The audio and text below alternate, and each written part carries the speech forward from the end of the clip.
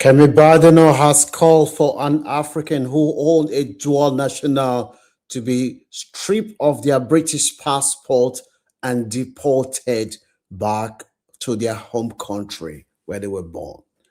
Kemi is saying that this man's stay in the UK is not of public good, that it is in the British public's national interest for this man to be deported out of the UK and stripped of their British citizen. This is a naturalized UK citizen. Let me know what your views are as we drill into this story that we have for you today. This man in question, he's somebody who is very active. He describes himself as an activist. He is very activist. He's very active. He came to light in his home country where he was incarcerated for criticizing the government in his home country. He has been in and out of jail for many years in his home country because of his activity. This guy said he is a pro-democracy activist.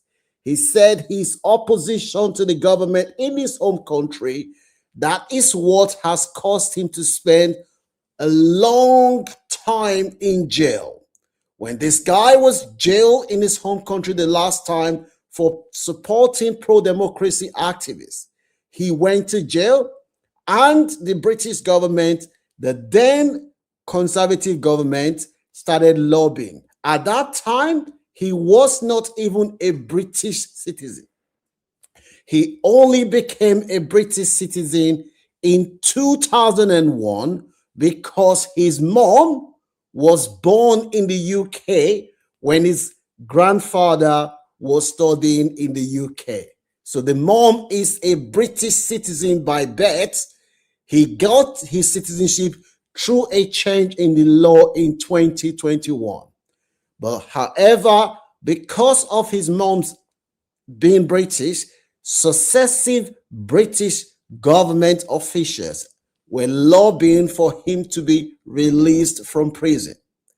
Eventually, the current prime minister now, when they were in opposition, they have been raising the issue of this man at that time who was in prison in his home country. When the Labour government came to power, they continued the process of advocating for this man to be released because they said that from the way they saw it, this is a pro-democracy activist who should not be in prison. So they did everything for this man to be released from prison. And the government in his home country finally decided in September this year, after much pressure, it has been reported that the prime minister himself made a telephone call to the president of the country where he was born, where he was detained. The guy was then released in September this year. When he was released, the president in his home country put a travel ban in place and said, despite the fact that you are out of prison, you will not be able to leave the UK. Meanwhile, the guy has a child who lives in the UK. The child was born in 2012. It has been reported that he has not even seen his child since the child was born. When the government in his home country finally lifted the travel restriction for him to come to the UK, he was excited. He got on a plane. He flew to the UK. And the guy was very happy to be back in the UK. When he arrived in the UK, he said this is the first time he has tasted freedom.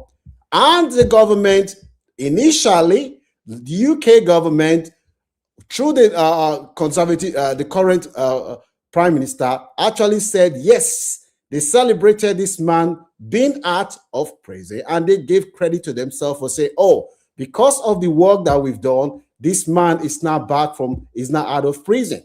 And they commended themselves and said, yes, he's out of prison because of the Labour government's role. That is why he is out of prison. Now, Keir Starmer himself, the prime minister, issued a tweet saying, this is Keir Starmer's tweet saying, I am glad that this man is now back in the UK, even giving credit to themselves. What they didn't know was that a time bomb was going to resurface.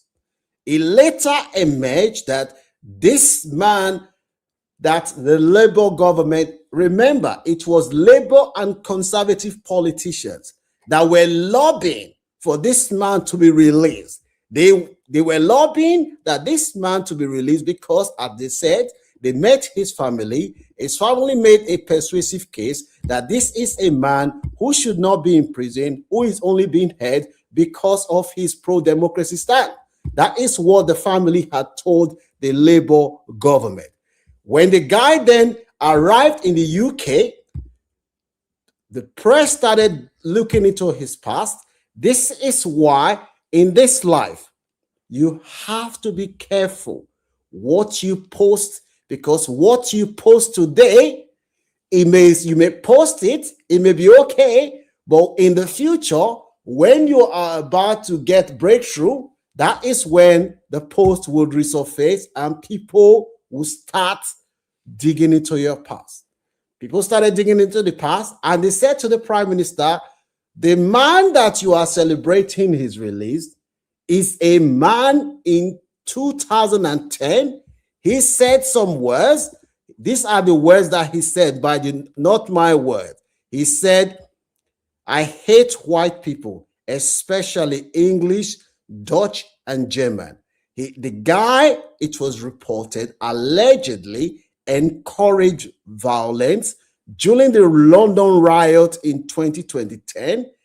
He called for the violence against Zionists, that's the Israelis, and deny historic events like the Holocaust. The guy in question is reported as saying that I am telling you that I hate white people.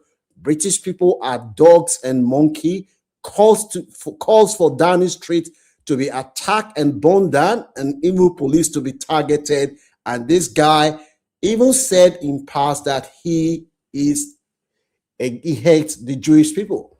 So these tweets started emerging, started dripping little by little. People started saying, the Prime Minister, this is a man that you release a tweet. This is a man that you spend political capital saying that this man should be released. You've even called the Prime Minister, the President of Egypt, persuading them for this guy to be released. Whereas the comment that this guy made, this guy is a terrorist sympathizer. We saw what happened in Australia recently, where a father and their son carried out attack, despite the fact that they have lived in Australia for a long time. They carried out attack. They went to kill innocent people. How are you sure that the man you are welcoming to the UK in open hand is not somebody who is going to do something bad to us?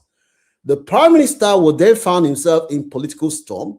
Here is he trying to persuade the government to release somebody that he thought he was an activist, and all of a sudden, tweets are now emerging that even the Prime Minister's supporters are now saying that, why did you invest your political capital on asking for this guy to be released when this guy, the government did not even do any due diligence to check this guy's history?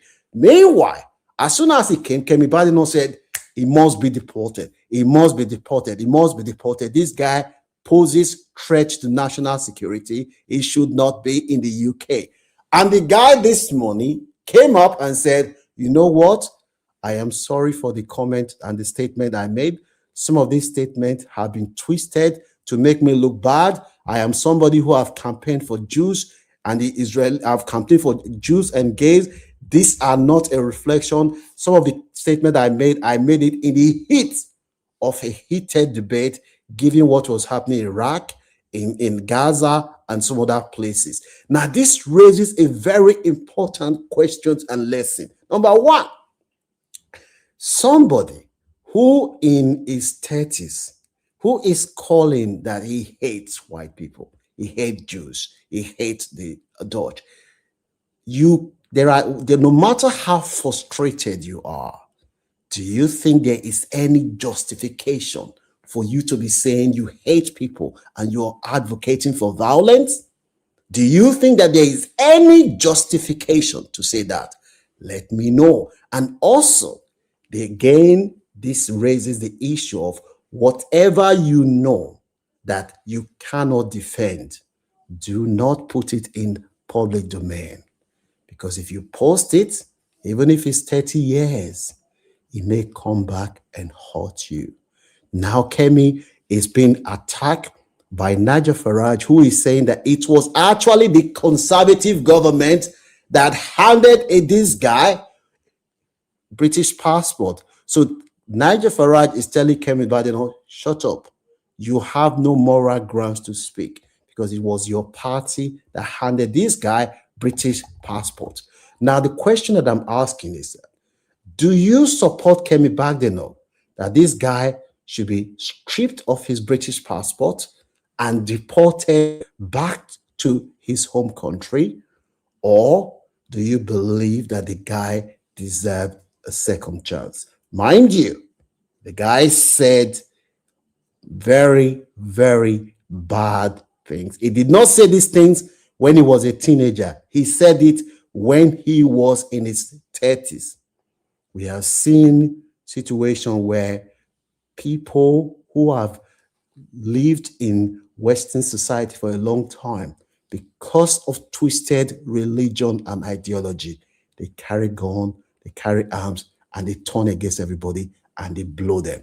Now, the ground for revoking past citizenship, it says you can lose your citizenship if it is considered conducive to the public good, often for national security, terrorism, war crime, or serious crime, or if you obtain it through fraud, misrepresentation, or concealing fact with power extended for naturalized citizens, even if it makes them stateless.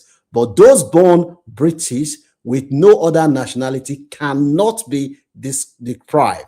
Grants include involvement in terrorism, espionage, war crime, serious organized crime, significant past dishonest, like using fake identity in earlier application. The question that I'm asking again is, do you think that Kemi is right on this one? Do you agree with Kemi that this African should be stripped of his passport, or you believe that the guy deserves forgiveness? The young man, the man we're talking about, is Egyptian-born dissident who is now facing call for him to be deprived of his citizenship. Let me know whether you support Kemi or not.